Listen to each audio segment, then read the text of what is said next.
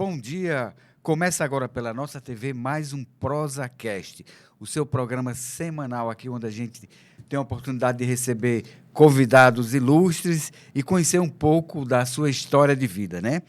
E agora, no início, nós queremos agradecer aos nossos colaboradores, né? Bareta Imóveis. Você que quer comprar o seu imóvel novo ou usado, vá lá no Bareta Imóveis ou ligue 98805-3588, 988920017.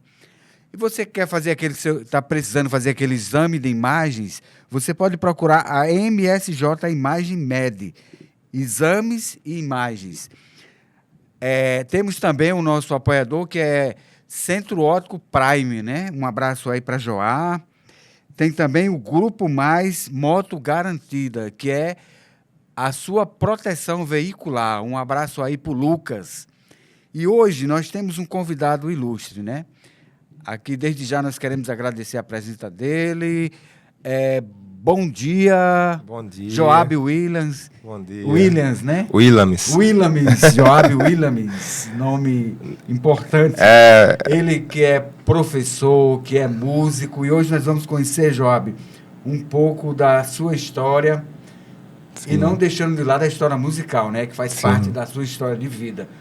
Joab, seja bem-vindo ao nosso ProsaCast. Muito obrigado pela oportunidade. Para mim é uma satisfação, né? A gente já tem essa parceria já longas datas, assim, de estar sempre divulgando a música nos seus programas.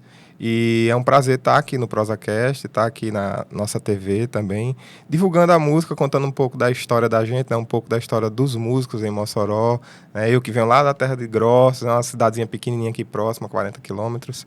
E estamos aqui cultivando, né, o cenário musical, o cenário cultural em Mossoró. Me fala um pouco como foi sua infância e adolescência lá na cidade de Grossos. Bem, a minha infância, eu sou filho de uma professora e um motorista. Na época, meu pai empreendia com artesanato, né? E eles, protestantes, né, congregando na Assembleia de Deus, nasci em berço evangélico. E lá na igreja, naquela época, não era assim, um luxo ter alguém que tocasse algum instrumento, né? E a minha infância foi ali na igreja e aos 10 anos ganhei o primeiro teclado, né, do meu pai. E aí pude ter uma experiência musical a partir daí. Antes disso eu já gostava muito de música, mas naquela época as coisas eram muito mais difíceis do que hoje, né? E a gente não tinha muitas condições, então foi moroso até meu pai conseguir investir no meu primeiro instrumento, mas foi uma experiência fantástica. Eu comecei tocando na igreja, sozinho, né? As revistinhas não podiam ser emprestadas naquela época, era interessante que quem tinha a revistinha escondia, né? Hoje em dia a informação está aí para todos, né? Com a internet e tudo. Então foi uma infância realmente de muito aprendizado. Eu devo muito à pessoa que eu sou hoje, a formação que eu tive primeiramente dos meus pais e segundo a formação na igreja mesmo, né? De aprender princípios cristãos, princípios que me norteiam até hoje. Inclusive, nos últimos tempos eu estou cada vez mais fervoroso com relação a esses princípios, né? Acreditando cada vez mais que eles que norteiam não só a mim, mas todas as pessoas, né? Na sua infância, assim, tem alguma coisa assim que mais marcou a sua infância, que você sente saudade? Porque todo mundo diz, eu queria voltar à infância, eu não queria crescer, eu tenho saudade disso, daquilo. Tem alguma coisa que você sente saudade da sua infância? Olha, que lhe marcou? Eu acho que não só eu sinto saudade disso, eu acho que todos os pais de hoje que não veem mais os seus filhos com tempo livre para brincar num quintal, né? Tem um quintal grande, assim, com muitas árvores, para brincar livremente, né? Sem medos, né? Porque na nossa época os pais não tinham tanto cuidado como tem hoje, né? Hoje em dia a criança pegou na areia ali já. Então naquela época minha imaginação era muito fértil, assim, a gente criava os nossos brinquedos, né? A gente ia para o quintal. Então de criança, assim, eu acho que eu tenho essas boas lembranças, assim, que eu acredito que quando eu for pai eu quero proporcionar ao meu filho, que a gente tenha uma experiência assim mais humana, menos digital, né? Que hoje a gente está tendo eu acredito que isso é um problema que a sociedade vai ter que resolver, mas eu acredito que, da minha parte, é a experiência que eu quero proporcionar aos meus filhos, deles terem a oportunidade de vivenciar a infância deles da forma mais orgânica possível. Eu sei, porque hoje em dia muitos pais, né, dão tela muito cedo para os filhos, né? Isso é um erro. E pula É um essa erro. etapa, né, É um da erro. criança. Brincar na rua, hoje ninguém pode, hoje é outra realidade, você não pode brincar na rua. Mas isso não significa que você possa levar o filho para um parque, para um local, né, mais seguro para brincar. Ô Joab, qual foi a melhor coisa que aconteceu na sua vida esse ano? Assim, algo que lhe marcou esse ano? Olha, esse ano eu tive muitas experiências Muitas boas, muitas coisas boas. Eu acho que esse ano, uma das coisas mais importantes que aconteceram na minha vida, assim, foi eu acordar mais para a espiritualidade, assim, para saber que a gente não está aqui só, não. A gente não está aqui à deriva, não. As coisas não acontecem nada por acaso, né? Eu me pego todos os dias, assim, refletindo, observando a vida no cotidiano e como as coisas se encaixam e como as coisas dão certo, né? E algumas que não dão certo, às vezes depois você vai entender, por isso que eu passei por isso aqui. Né? Se eu não tivesse passado por essa experiência, eu não teria esse aprendizado, eu não estaria nesse ponto. Eu precisei dessa experiência aqui para poder andar por esse caminho que eu estou andando agora. Então, esse ano, assim, eu ganhei esse presente, né? Que eu acredito que é um presente espiritual, né? Que é de observar mais as coisas, estar mais ciente de que não é a gente que controla nada, né? A gente está aqui apenas cumprindo uma experiência de vida, né? E a gente tem que estar atento para observar, para aprender, né? Então você teve um despertamento espiritual, né? Exatamente. E também entendeu que tudo acontece com um propósito, nada por acaso. Olha, os anos passados, eu até tenho sequelas disso, né? Principalmente no período da pandemia, foi uma loucura, né?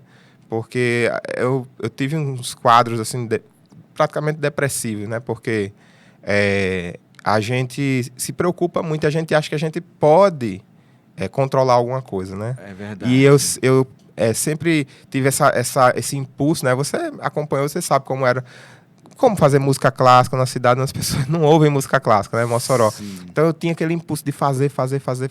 Isso vai trazendo uma ansiedade muito grande pra gente, né? Então, na medida que as coisas foram acontecendo, eu fui começando a perceber, poxa, não tem necessidade disso, olha as coisas dando certo. Olha eu aqui com você, eu não planejei isso, né? Nem eu planejei, né? apresentar podcast. Pois é, nós estamos aqui numa conversa tão boa, tão agradável, e isso pode render tantos frutos, né? É verdade. Inspirar pessoas e assim, por exemplo, teve dentro do Amigos do Piano, acho que você pegou um pouco dessa luta da gente, né? Para comprar o piano de cauda para o Mossoró. Sim. Achei muito legal, essa foi uma experiência que eu tive no ano passado. Um professor nosso, professor de violino, o Vital, ele chegou para mim e disse assim, você não lembra, mas eu era aluno lá do Abel Coelho, você deu um concerto didático lá, e desde esse dia eu me encantei pela música de concerto. Olha aí. E eu fiquei assim, quer dizer, se eu não tivesse ido naquele dia no Abel Coelho, tocar meia horinha para os alunos e falar sobre música clássica para eles, talvez o Vital não estivesse hoje comigo, né? Não estivesse hoje fazendo música comigo, não tivesse decidido em fazer da sua vida a música de concerto. Hoje ele é um estudante muito promissor da música de concerto no violino, está pretendendo já fazer o bacharelado na UFRN. Então é um orgulho para mim saber que coisas simples que a gente faz, como uma conversa dessa, como tocar em um espaço público, faz uma diferença na vida das pessoas. Né? Então é realmente uma realização muito grande. E o maior presente que eu tenho hoje, que eu tive esse ano, foi isso.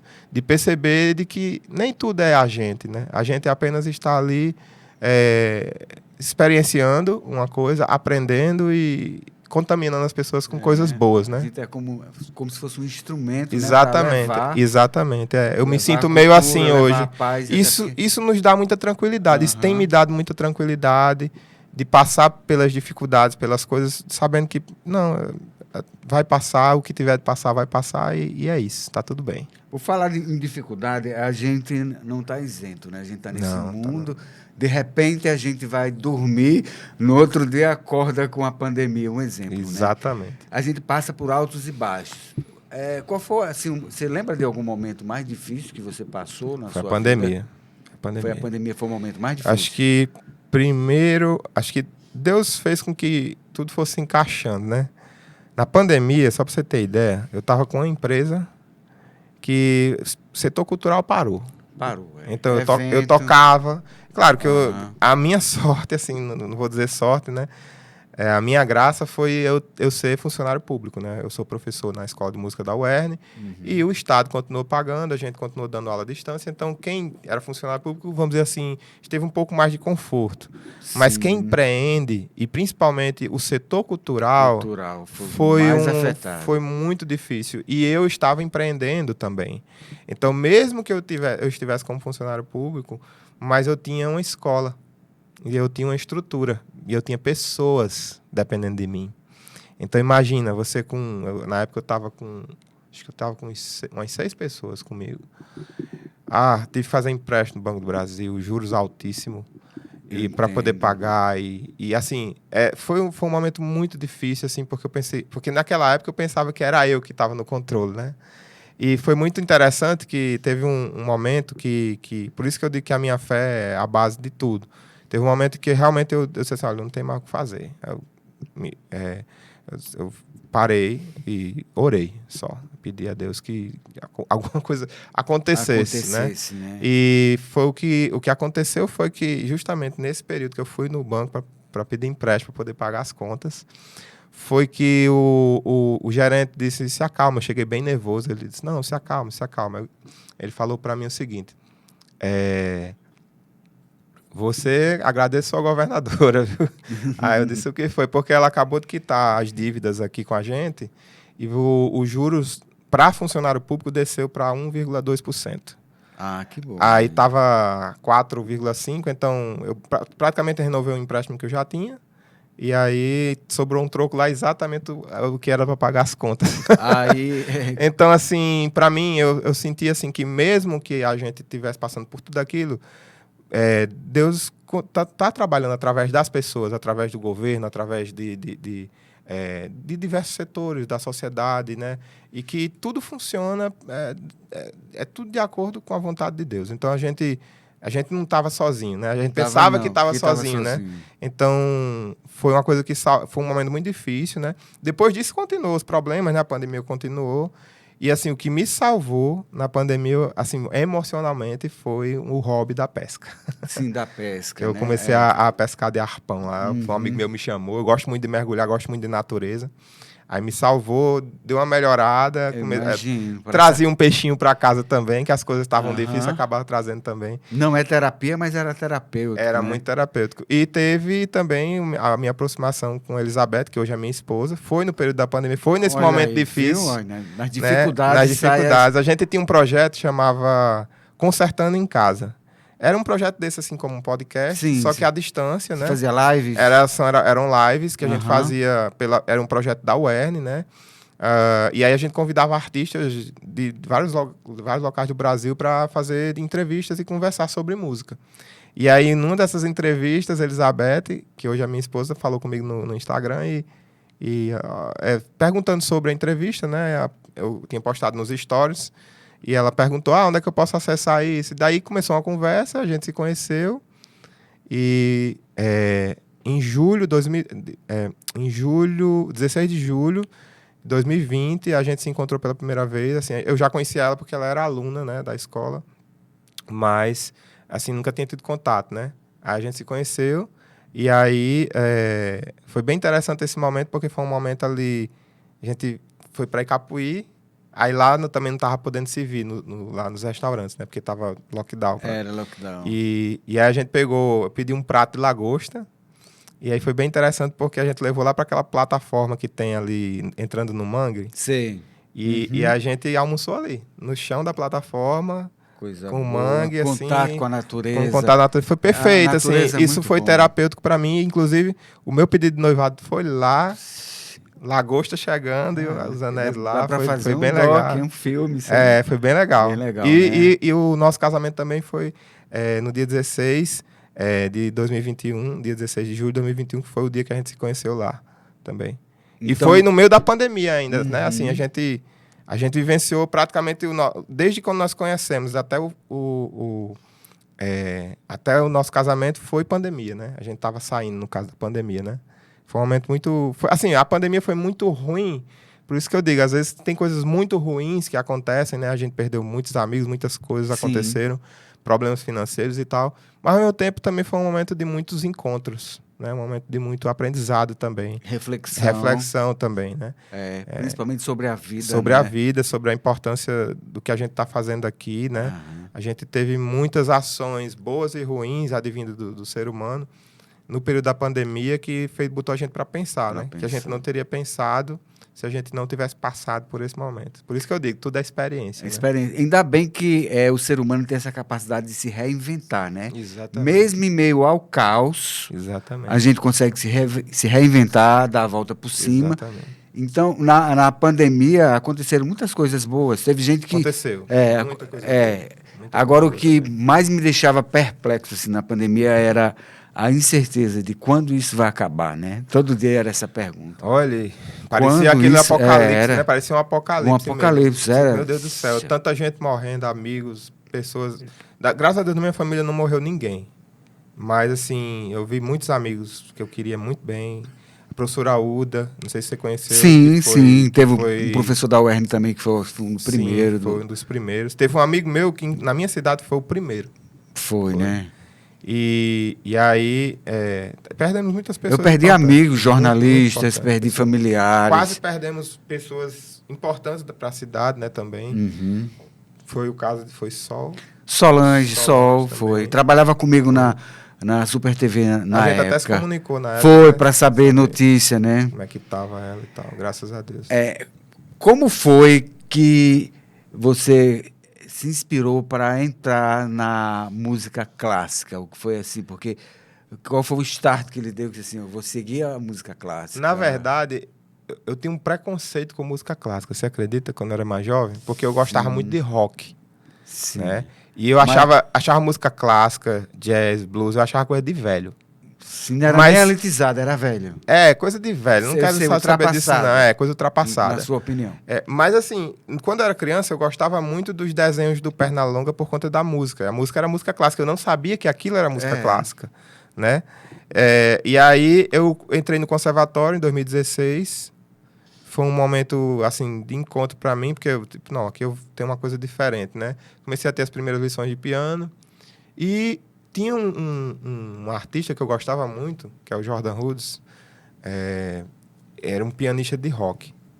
E aí eu não conseguia achar partituras. Quando no conservatório eles focavam muito na leitura de partituras e tal, eu não achava partituras dele, só via vídeos, né? Naquele tempo a gente tinha que ir para Lan House para gravar no Nero, um VCD para escutar em casa no DVD, assistir os vídeos, né? Era uma mão de obra. Eu não tinha computador em casa, né? Era uma mão de obra. Então eu fazia isso, né? Então eu assistia, mas não conseguia pegar ali, tinha muita dificuldade de pegar as coisas só no vídeo. Eu queria partituras. E eu encontrei um compositor que tinha uma música muito parecida com a música dele. E aí o que aconteceu? Eu comecei a ler essas partituras. O compositor é o Claude Debussy, compositor francês. Eu não sabia que era música clássica. É um compositor do impressionismo, né? Depois o romantismo. E ele me inspirou muito. Eu fui estudando. Depois eu conheci através dele algo parecido com o que ele fazia, um compositor chamado Chopin. E Chopin me encantou muito. Até então aí eu dizia, isso aqui é clássico, é clássico. Então, desse compositor aqui eu gosto do clássico. E aí depois eu precisei estudar técnica, e para estudar técnica eu tinha que estudar Mozart. Então eu tive que estudar as escalinhas de Mozart, né? Eu toquei a primeira sonatina de Mozart. E aí fui adentrando. Quando eu olhei, tava tocando Bach, tava tocando Schumann, tava tocando Beethoven, tava tocando um monte de coisa clássica e tava amando aquele repertório. Por isso que eu digo, né, que a música, você gostar ou não de uma coisa, está muito mais relacionada ao estímulo e o seu nível de aprofundamento no que você está fazendo, né, do que simplesmente você dizer, não, isso eu gosto, isso eu não gosto, né? Tem muitas coisas, por exemplo, comida. Tem muita coisa que eu não gostava na minha infância que eu gosto hoje. A pessoa muda, né? Muda. Na verdade, não é que a pessoa muda. Na verdade, a gente aprende. O ser humano, ele veio... Eu tenho essa crença comigo. Sim. Nós viemos para aprender. Então, tudo que a gente não muda, na verdade, é um ato de egoísmo, de ignorância nossa mesmo. Mas você está aberto a aprender, a descobrir coisas novas, isso muda, transforma a vida das pessoas. Então, a gente traz esse trabalho musical para levar as pessoas à oportunidade de se abrir para o mundo, coisas novas, experienciar coisas novas. Tem gente que acha que a vida é só... Por exemplo, eu estudava 8 horas por dia de piano. Eu adorava a minha vida tocando piano, tocando o repertório que eu queria tocar, Chopin. Tinha gente dizendo, não, isso não é vida, não. Eu não, estou feliz, eu estou morto de feliz. Realizado. Estou realizado, eu gosto disso que eu estou fazendo. Né? E tem pessoas que dizem, não, mas bom da vida é você ir para a praia, você ter uma vida, você não trabalhar, né? Você não fazer nada. Né? Eu passei... Na pandemia, acho que todo mundo ficou sem trabalhar, não foi? E eu acho que foi o período mais difícil para todos nós. Sim. Então, não trabalhar, eu acho que não é uma coisa tão boa assim, não. É verdade, né? Viu? Porque ficou muita sequela. A gente precisa ter, eu sempre digo assim, que a gente precisa ter em mente que o fazer alguma coisa, experienciar alguma coisa, isso é vida. Né? Eu vou até fazer um spoiler aqui para vocês. O tema da nossa campanha na Casa do Piano agora vai ser música para toda a vida. Para toda a vida. Porque foi o que um professor de piano falou para mim uma vez. Eu estava com uma dificuldade imensa numa peça, uma das peças mais difíceis de Chopin, que é a Balada número 1. É uma peça desafiadora. Né? E ele falou assim, Joab, não importa. Eu não consigo fazer esse trecho, eu tô com muita dificuldade nesse trecho, não vai sair isso aqui. Não importa, abandona essa peça, volta para ela daqui a alguns anos. Música é para toda a vida. Música, isso aqui é para a sua vida. Isso aqui não é uma coisa para você tocar e abandonar, não. Isso aqui você vai tocar por longas datas. Então, uma hora isso vai sair. Então, música é para toda a vida. Então, eu não consegui tocar um instrumento, tô com 50 anos, não consegui tocar um instrumento. Você pode aprender hoje. Aprender hoje, né? Você pode... desafiar. Exatamente. Eu não sei ler partitura. Passei minha vida inteira tocando instrumento, não sei ler uma partitura. Comece hoje. A experiência do novo vai causar um impacto na sua vida muito mais produtivo do que qualquer outra coisa que você já vem fazendo. O novo traz um impacto muito positivo para todos nós. É muito importante que não só o ser humano, mas a sociedade como um todo sempre busque experimentar o novo. O novo renova, o novo traz vida. Então, a música ela tem essa proposta. Não é à toa que a gente tem um desenvolvimento artístico sendo desenvolvido, vamos falar assim, a nível de formal, né? Desde o século VIII até agora. E quantos gênios não passaram pela música e sempre alguém cria algo muito novo que revoluciona tudo. E na sociedade como um todo, as principais transformações, os principais avanços da sociedade foi de alguém que pensou diferente, alguém que quis fazer algo novo. Então, a reflexão que eu faço, assim, a gente veio para experienciar e aprender. Eu acho que isso aí já norteia bastante, assim, um sentido para mim, assim, para a minha vida, né? Para a minha vida é experienciar.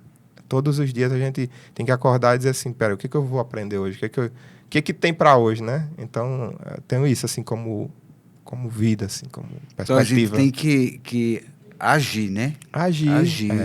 Não é só, eu tenho vontade de fazer isso, mas não age. Toma a iniciativa. Não vai, como se diz, cair do céu assim. E a gente tem medo, né? De se frustrar, De se frustrar. Meu sonho é tocar um instrumento musical, mas quando quando chega uma pessoa assim para mim, eu digo assim, porque eu tenho medo de não conseguir. Você não vai conseguir.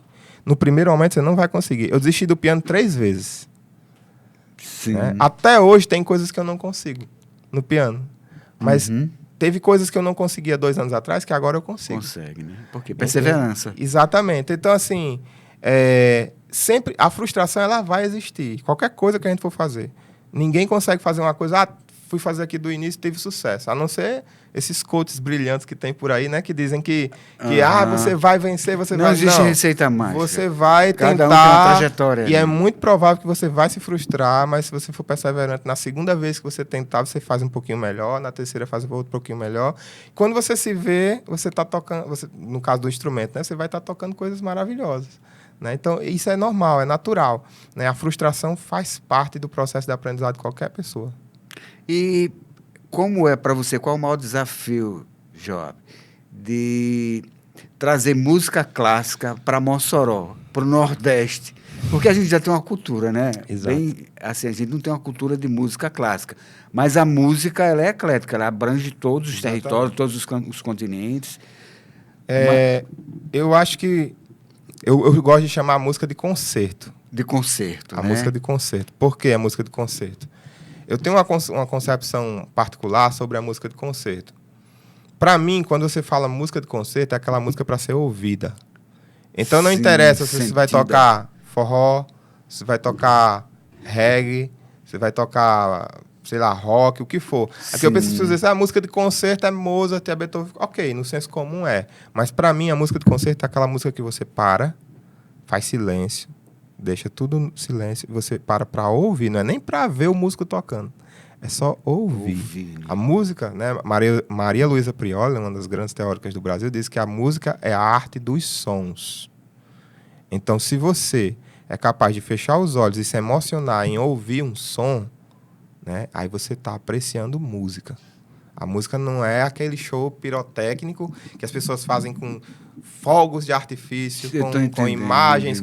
Aquilo não é música. Dispersa, é né? arte cênica, é artes visuais. Mas a música em si, a música genuína é aquela que você ouve e você se emociona. Aquilo não concentra você para vivenciar a música, né? Exatamente. Eu lembrei agora das aulas de semiótica.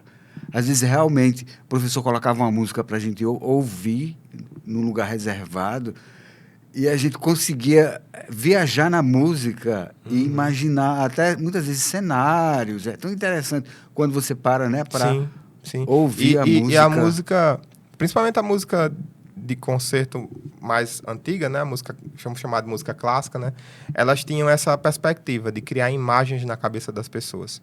Por exemplo, existia um estilo de música chamado música programática, que isso foi muito comum ali em 1830, 1860. Essa música era uma música baseada em quadros, baseada em contos. Por exemplo, tinha um conto macabro. Aí o compositor ia lá e escrevia uma música que contava musicalmente a história daquele... toda a trama daquilo. E aquilo era ouvido e as pessoas, em ouvir aquilo, se emocionavam e tinham medo, sustos dentro da música. Sim. Não é à toa que, após esse movimento de música programática, surge o cinema, que é o cinema mudo, que é basicamente música e encenação. E muitos dos músicos... eles improvisavam na hora do cinema, né? No cinema, o Heitor Villa-Lobos era um dos músicos que faziam isso. Ele era contratado para ir para o piano, ele assistia as imagens juntos e cada movimento que passava no telão, ele fazia uns sons específicos. Ah, eu entendo. E aí é música programática. Aqueles filmes de Charlie Chaplin, é tudo muito sincronizado, né? Sim, também. Música com cinema mudo, né? E dava uma vida, Aquilo né? é um avanço da música programática. Dava uma vida, né? Aquilo é um avanço da música programática. O cinema, ele foi criado, até hoje, você não tem nenhum trabalho de cinema que não tenha uma trilha sonora. Tem que ter um compositor trabalhando firme na trilha sonora, tem que ter muita sensibilidade.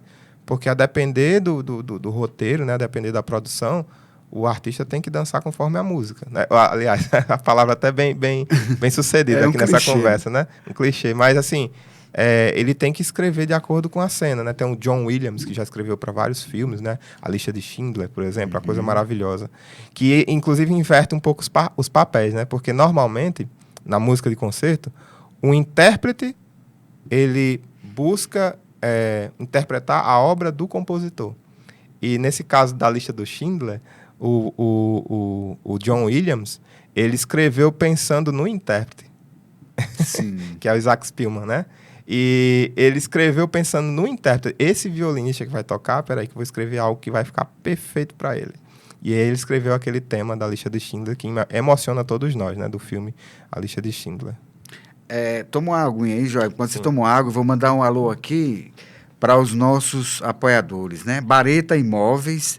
Você que está precisando de comprar seu imóvel, né? Novo ou usado, procure Bareta Imóveis, que lá você vai encontrar, né? Tanto preço, atendimento, tudo que você precisar lá relacionado a imóveis, você vai encontrar em Bareta Imóveis. Um alô aí para o nosso Bareta, amigo nosso, parceiro.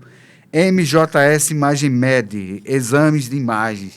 Você que está precisando fazer exame de imagem, você procure o MJS Imagens Med.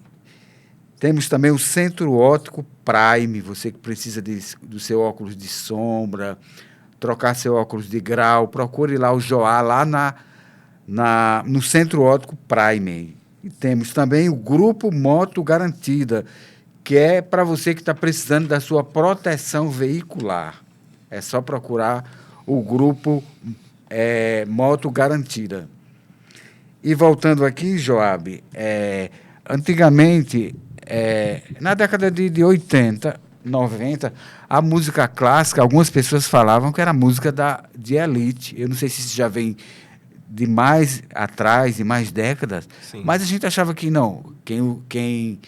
Só quem pode ouvir música clássica é intelectual, é a elite. Comente isso aí, por favor, Joab. Na verdade, isso não está atrelado diretamente à música clássica, mas a cultura que há um tempo atrás não era dada ao povo, né? Então você tinha, por exemplo, os músicos clássicos como Mozart, como Músico Clemente, Beethoven, outros artistas também, compositores, eles viviam de tocar nas cortes. Então os reis contratavam esses músicos, às vezes até mantinham esses músicos, e até tinha, para os reis, ter bons músicos na corte era até um símbolo assim, de status, né? Então eles até promoviam competições entre os reinos através da música. Quem era o melhor músico, né? E houveram muitas competições na época. Foi daí que surgiram os concertos, né? Que é uma grande competição. E depois desse movimento, né? Se cria, né, a democracia, e nós temos hoje cada vez mais chegando ao povo a música, né? A cultura, na verdade, né? Porque a cultura não era para o povo. Então, não só as artes, mas também nós temos o movimento intelectual, que a música clássica, a música de concerto, ela está muito ligada à cultura do desenvolvimento intelectual das pessoas, porque ela está ligada à história, ela está ligada a estados de espírito, né? Você ser capaz de ouvir uma música clássica e se emocionar, você precisa conhecer o contexto daquela música, não simplesmente ouvir, mas você precisa ler história, você precisa ler bons livros, né? Você precisa conhecer o contexto, em que época foi composta aquela música, quem era o compositor, qual a história daquele compositor, né? Então, isso envolve um hábito de leitura muito bom que apenas intelectuais, né, conseguem, mas que hoje o povo consegue acessar tudo isso. Hoje nós temos a internet, hoje nós temos crianças que a agenda é mais lotada do que um executivo, né? Que vivem aí escola, estudando, aí vai para a internet e pesquisa, tem acesso a qualquer coisa, né? Acho que na nossa época não tínhamos tanto acesso à informação como temos hoje. Então, com a democratização da informação e da cultura, nós estamos fazendo um trabalho agora, eu acredito que o trabalho está acontecendo agora, né? Na nossa geração, que é de levar essa cultura, essa música que não chegava nas pessoas, né?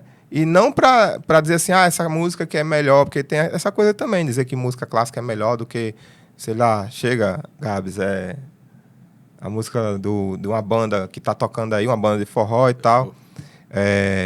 Tem uma banda que ela gosta que... Música é música. E aí, assim, não é isso, a gente quer... Na verdade, a gente quer que as pessoas tenham acesso, né?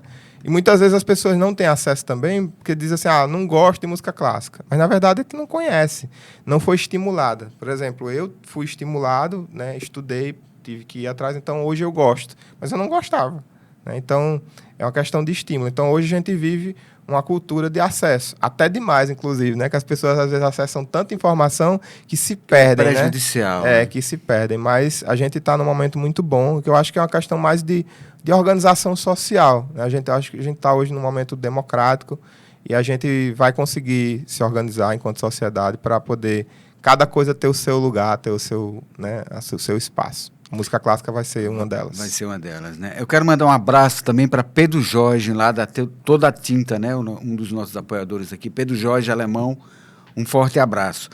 Agora, falando de idade, existe uma idade específica para se aprender música? Não só clássica, vamos falar musicalmente, né? De música. Sim. Tem pessoas que dizem, né, que a criança... no ventre consegue já ter os primeiros estímulos musicais. Você coloca uma música ali para ouvir enquanto dorme. Dizem, né? Não sei, não tem mas dizem que já pode se ter os primeiros estímulos, né, musicais. Eu acredito particularmente, né? Porque música é vibração, então ela passa através dos corpos, né? Então a gente, com certeza a criança pode sentir essa vibração, né? E pode ter aí o primeiro estímulo. E a partir daí eu acredito que já dá, né? A gente, por exemplo, a nível de formação musical, uma criança de 3 anos ela é apta sensorialmente para poder experimentar a música em todos os seus sentidos, né? Sensorialmente falando. E há pessoas até de 70, 80 anos, temos casos na Casa do Piano, né? Que é a escola onde eu sou, vamos dizer assim, o proprietário, né? A pessoa que criou. E lá nós tivemos um caso de uma senhora que chegou a... será que eu consigo tocar? Então, vamos começar, né? A gente começou e hoje ela está lá, está vivendo. Está tendo uma experiência muito boa com a gente. Já faz 4 anos que ela está com a gente. E não só ela, tem outras pessoas também de idade avançada, de terceira idade, que tá lá e faz recital todo semestre com a gente. Tem eventos, ela tá aparecendo, tá tocando com a gente. Muito bom. Né? Então, assim, desde crianças, a partir de 3 anos, tem condição de fazer música, até a idade, terceira idade, tem condição de fazer música. Nos fala um pouco, assim, sobre a Casa do Piano, né? Como é que funciona a Casa do Piano? A Casa do Piano é uma escola especializada em música, que ela surgiu em 14 de fevereiro de 2019. É uma escola que foca o seu trabalho na formação instrumental. Então, a pessoa que entra na Casa do Piano, ela vai estudar um instrumento musical. Tem a formação de musicalização, que a gente prepara as crianças sensorialmente para quando chegar ao instrumento, né? Entendido que aos 6 anos já está cognitivamente preparada para ter a primeira experiência com o instrumento. E quando chega ao instrumento, ela já chega, vamos dizer assim, previamente preparada. Ela já sabe o que é um compasso, só não sabe o conceito teórico, mas ela já sabe um compasso binário, ternário, quaternário. Ela já sabe o que é um som agudo, um som grave. Ela já sabe o que é um som médio, os parâmetros do som, né? Se o som é forte, se o som é piano, se ele cresce, se ele diminui. Todos esses parâmetros do som, a criança ela tem a oportunidade de vivenciar na musicalização, que é um dos cursos que a gente oferta lá. E aí, na iniciação musical ao instrumento, aí a gente começa o trabalho técnico. É um trabalho de formação técnica no instrumento. E, em paralelo a isso, a gente tem algumas disciplinas complementares, que são disciplinas de teoria.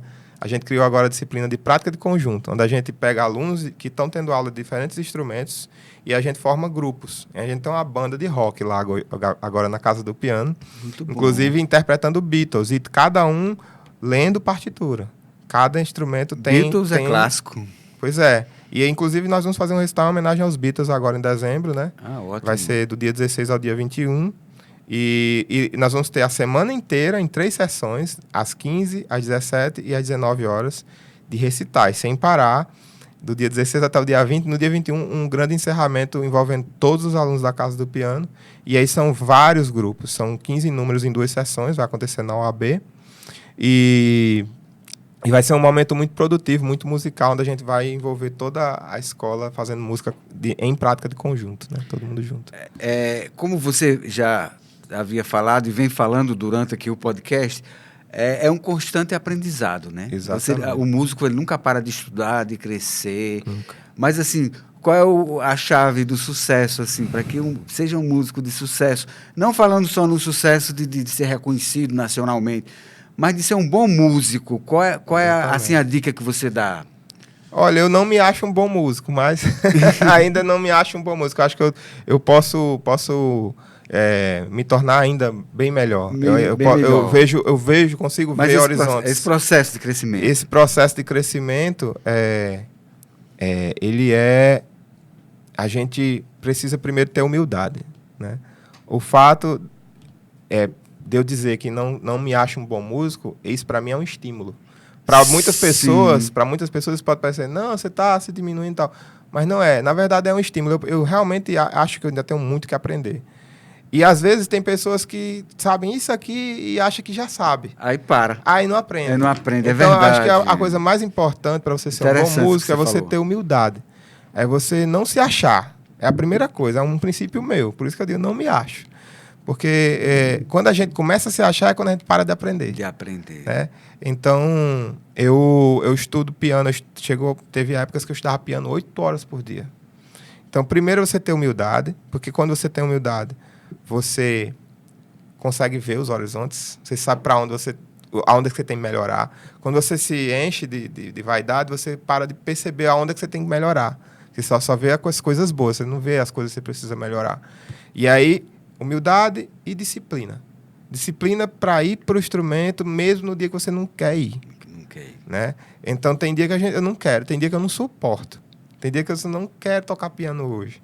Mas eu sei que se eu não for estudar, se eu não for fazer as minhas escalinhas, se eu não for fazer os meus arpejos, se eu não for pegar determinado trecho daquela música, eu vou me atrasar no meu processo e não vou conseguir construir o que eu quero construir daqui a 6 meses. Então, você ter perseverança, você ter disciplina. E quando você começa a fazer, é interessante, mesmo no dia que você não está querendo, mas quando você começa a fazer, você começa a gostar. Amar, né? É igual fazer treinar academia, essas coisas. Tem gente dizendo, não, hoje eu não quero, não sei se você já vivenciou isso. Já. Muitas vezes, eu não quero, aí você chega lá e começa a fazer, quando você sai, rapaz, ainda bem que eu vim. E depois que se apaixona, não quer mais deixar. Exatamente. Né? Então, assim, muita humildade, disciplina e ter uma boa orientação. Porque, às vezes, a gente acha que é um dos aspectos também da vaidade, você achar que você pode fazer sozinho, né? Sendo que você tem aí um aparato técnico que vem sendo desenvolvido desde o século VIII, gente.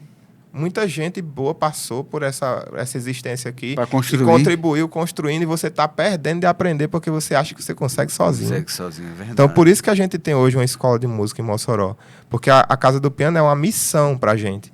A Casa do Piano não é uma coisa, uma empresa para a gente ficar rico. Tá, se um dia a gente prosperar e conseguir um alto patamar financeiro, ok, mas a gente está lá para cumprir uma missão que é muito mais bonita do que qualquer coisa, do que qualquer ganho financeiro, né?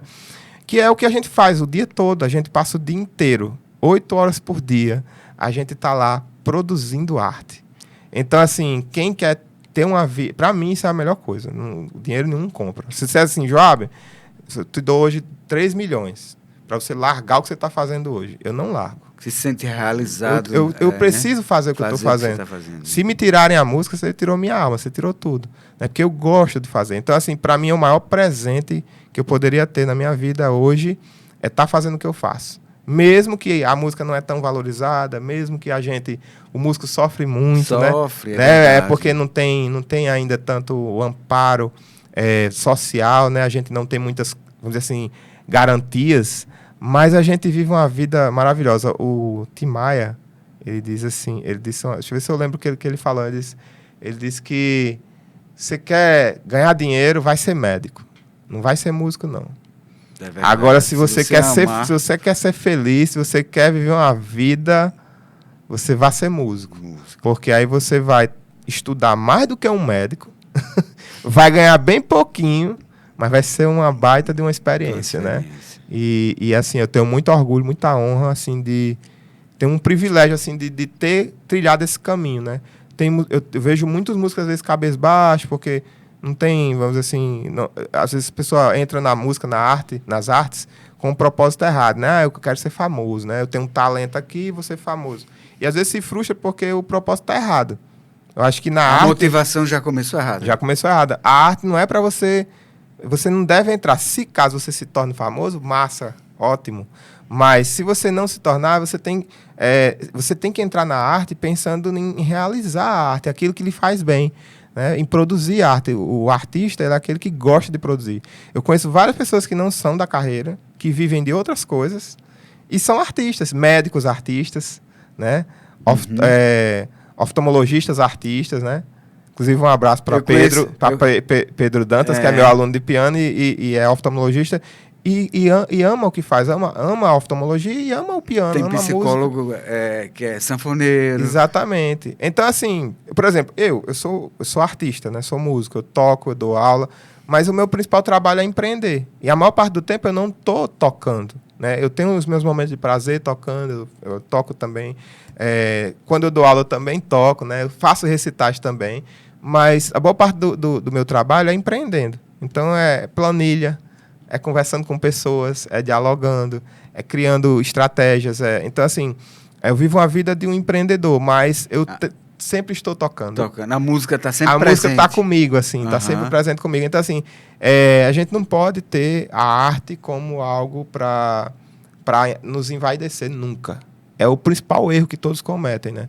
A gente tem que ter a arte realmente pela beleza que ela tem. Se você é capaz de apreciar a beleza da arte, pronto, tá tudo certo. Tem que seguir. E aí, se você quer experienciar isso todos os dias, enquanto você tiver ânimo, tiver vontade de fazer, mergulha fundo, que é bonito demais. A gente estava conversando nos bastidores, dizendo que a música está presente, né, nos momentos mais importantes da vida das pessoas. Tudo, né? E você estava me contando de um diferencial, né? Que é tocar em eventos, em casamento. Sim, verdade. Nos fale dessa experiência. É um nicho novo, né? A gente já tinha feito esporadicamente o ano passado, né? A Casa do Piano, até então, atuava mais no segmento de ensino, né? Da música. E hoje a gente criou, né? Esse nicho de trabalho com o serviço artístico. Então, hoje a gente tem um trabalho direcionado a formação de grupos musicais dentro da Casa do Piano, organizado por professores da Casa do Piano. E aí a gente leva música para eventos, por exemplo, um casamento, uma festa de 15 anos. Que a gente percebeu o seguinte, que aqui em Mossoró não tem tanto uma cultura, por exemplo, de ter um piano de cauda. De cauda. Por exemplo, as pessoas... um piano de cauda, um quarteto de cordas, por exemplo. Que ele encanta, enche os olhos. Que nas grandes metrópoles já é uma cultura normal. E em vários locais do mundo, assim, é normal. Tipo, você tem um casamento, você tem uma camerata de cordas, você tem um piano de cauda, você tem uma coisa mais clássica mesmo, até para representar aquela... É tradicional, né, nos casamentos, né, ter esse conteúdo mais clássico, o véu da noiva, né? Tudo isso é muito, muito tradicional. E como toda tradição, a gente pensou, poxa, Mossoró ainda não tem essa tradição. Então a gente pensou, vamos ofertar esse serviço. Então a gente tem um serviço do aluguel do piano de cauda, que já vai o pianista lá. E aí, em paralelo a isso, também tem a formação dos grupos. A pessoa pode chegar na casa do piano e dizer, olha, eu vou me casar daqui a, sei lá, tantos meses e preciso de um piano de cauda. Eu vou fazer uma cerimônia com piano de cauda e preciso de um cello, um violoncelo, né?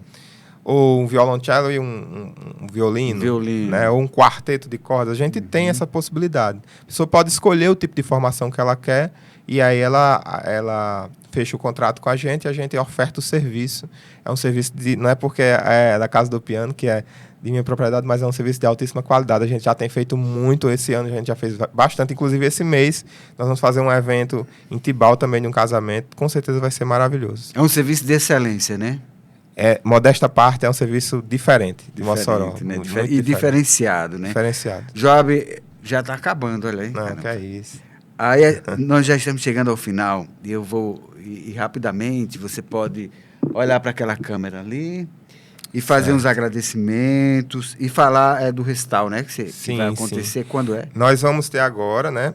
No caso, hoje, né? Nós vamos ter o recital às 19h30 na Casa do Piano. É um recital em homenagem a Mozart.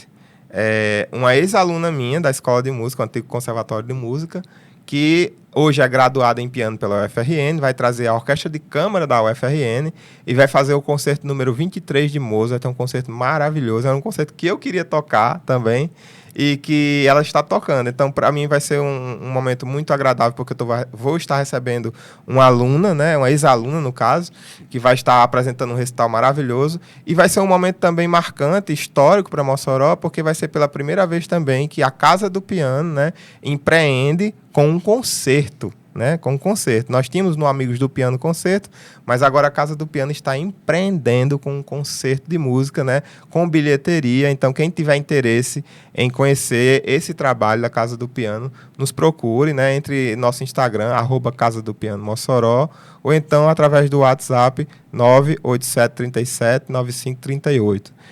Através desses contatos, vocês vão entrar para procurar informações sobre o concerto. Já estamos reservando as senhas, né? Então vai ser um momento muito agradável, intimista, porque é um público de no máximo 30 pessoas. O local é na rua Joaquim Bruno da Mota, número 58, Abolição 3. Fica ali próximo do Hospital da Solidariedade, né?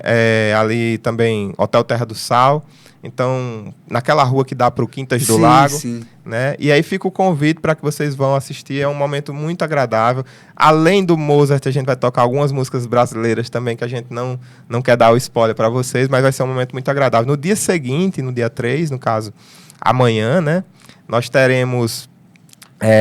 às 9 da manhã, uma roda de conversa só para músicos, só para pessoas que se interessam por música. Pode ser aluno também de música. Sim. A inscrição também está aberta, procura o nosso contato, nosso atendimento, e a gente também reserva o seu horário. E vai ser uma roda de conversa falando sobre a carreira musical. O que é que um músico faz em sua carreira musical? Como é a rotina de estudo? Como é preparar um concerto? Como é preparar uma apresentação? Né? Então é uma roda de conversa com esses músicos que vão estar executando. Logo após essa roda de conversa, às 10h30 da manhã, nós teremos uma segunda sessão desse mesmo concerto, né? Que vai ser apresentado às 19h30 de hoje. E aí, nessa segunda sessão, a gente chama de matinê, que é muito comum na Europa, as pessoas irem para uma igreja ou para uma sala de concerto no domingo de manhã, assistir um concerto e depois ir almoçar. Sim. Olha que interessante. Eu também não sabia. Né? Quem me contou, inclusive, foi Emily, há um tempo atrás. Ela disse, rapaz, que coisa legal, vamos trazer isso para Mossoró? Vamos criar essa cultura dos concertos aos domingos pela manhã, né? Porque a música clássica, ela tem esse conteúdo também meio espiritual. Então tem gente que vai para a igreja e tem gente que vai para o concerto. O concerto, muito bom. Estamos chegando ao final e nós queremos mais uma vez agradecer aqui aos nossos apoiadores, né? Os nossos amigos apoiadores. Bareta Imóveis, MJS Imagem Med, né?